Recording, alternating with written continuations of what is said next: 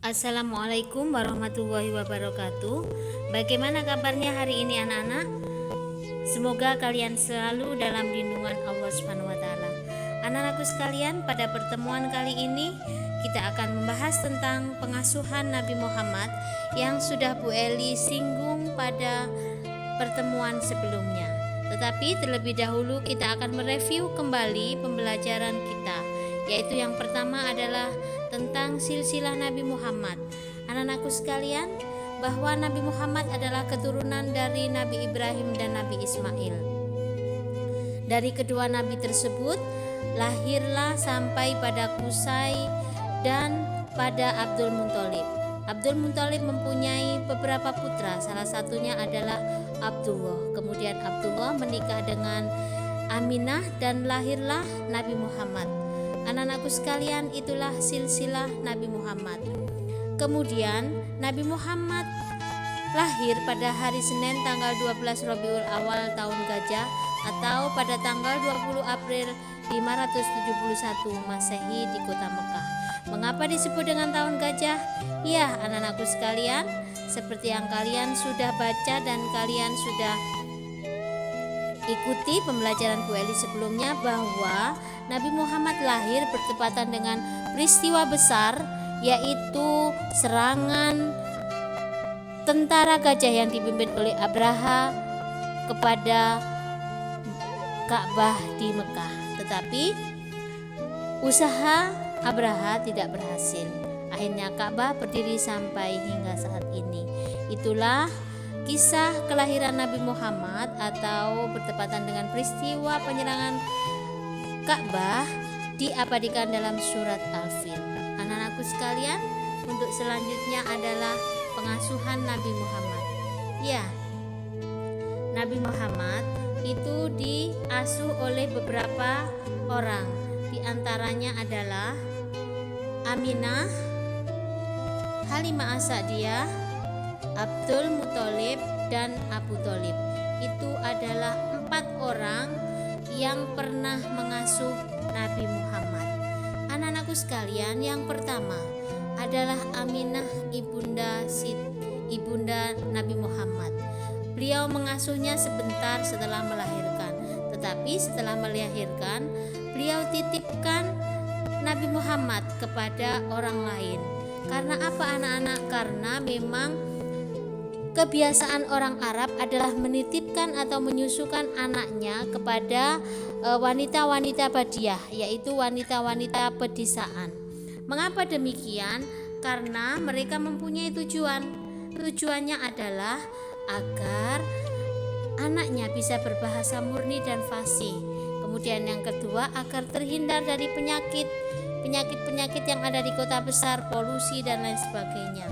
Kemudian yang ketiga, agar bayinya bisa menghirup udara segar. Anak-anakku sekalian, Nabi Muhammad diasuh oleh Halimah As-Sa'diyah itu mulai bayi hingga berumur 5 tahun. Setelah berumur 5 tahun, kemudian oleh Halimah diserahkan kembali kepada Ibu Aminah.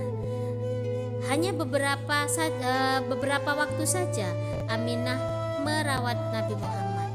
Suatu ketika Aminah mengajak Muhammad untuk mengunjungi keluarganya yang ada di Madinah, yaitu dari Bani Najjar. Kemudian melihat juga atau mengunjungi pusara atau makam ayahandanya. Anak-anakku sekalian, begitu indah perjalanan yang dilakukan Nabi Muhammad bersama ibu dan budak mereka yang bernama Ummu Aiman. Tetapi sekembalinya Nabi Muhammad dan ibundanya dari Madinah untuk mengunjungi makam ayahnya, tiba-tiba di desa yang bernama Abwa, ibu Nabi Muhammad sakit dan meninggal dunia. Akhirnya Nabi Muhammad menjadi yatim piatu. Kemudian Nabi Muhammad diasuhlah oleh kakeknya. Oleh kakeknya diasuh hanya beberapa lama dengan penuh kasih sayang. Sang kakek sangat menyayangi Nabi Muhammad karena Nabi Muhammad seorang yang yatim piatu. Yang kedua, karena Nabi Muhammad mempunyai perilaku yang sangat terpuji. setelah diasuh oleh kakeknya tidak berapa lama, sekitar selama 2 tahun, akhirnya kakeknya pada usia 80 tahun wafat. Tetapi sebelum wafat, kakeknya Nabi Muhammad mewasiatkan Abu Thalib agar merawat Nabi Muhammad. Jadi akhirnya Nabi Muhammad pada usia 8 tahun diasuh oleh Abu Thalib. Abu Thalib bersama istri dan anak-anaknya sangat menyayangi Nabi Muhammad. Nabi Muhammad belajar mandiri ketika mengikuti atau dalam asuhan Abu Thalib. Nabi Muhammad membantu pamannya untuk menggembala domba. Pada usia 12 tahun Nabi Muhammad diajak berdagang ke Syam. Kemudian bertemulah mereka dengan pendeta Buhairah, pendeta Nasrani yang mengetahui kenabian Nabi Muhammad. Akhirnya Buhairah berpesan kepada Abu Thalib agar menjaga Muhammad dengan penuh hati-hati karena takutnya ada orang yang mengetahui tanda-tanda kenabian sehingga bisa mencelakai Nabi Muhammad. Sampai pada usia 20 tahun Nabi Muhammad bekerja sebagai pedagang kepada wanita hartawan yang bernama Khadijah. Karena kejujuran Nabi Muhammad berdagang dengan Khadijah, akhirnya Khadijah tertarik kepada Nabi Muhammad. Kemudian pada usia 25 tahun Nabi Muhammad akhirnya menikah dengan Khadijah yang pada waktu itu berusia 40 tahun. Usia bukanlah menjadi halangan. Keduanya hidup bahagia sampai mempunyai 6 orang anak, yaitu Qasim, Fatimah, Zainab, Ruqayyah, Ummi Kulsum dan Abdullah. Nabi Muhammad adalah pribadi yang sangat bijaksana. Dia adalah sosok pemimpin yang baik, sehingga di kalangan orang Mekah sangat mengenal Muhammad sebagai orang yang bijaksana karena perilaku yang ditampakkan Nabi Muhammad sangatlah terpuji. Pada suatu hari ada perselisihan di antara para pemuka Quraisy. Mereka berebut untuk meletakkan Hajar Aswad di Ka'bah. Akhirnya perselisihan itu diselesaikan oleh Muhammad. Muhammad menyuruh para pemuka Quraisy untuk memegang di ujung serbannya Nabi Muhammad.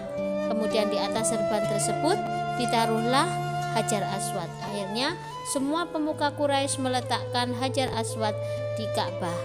Akhirnya perselisihan mereka diakhiri dengan sebuah perdamaian.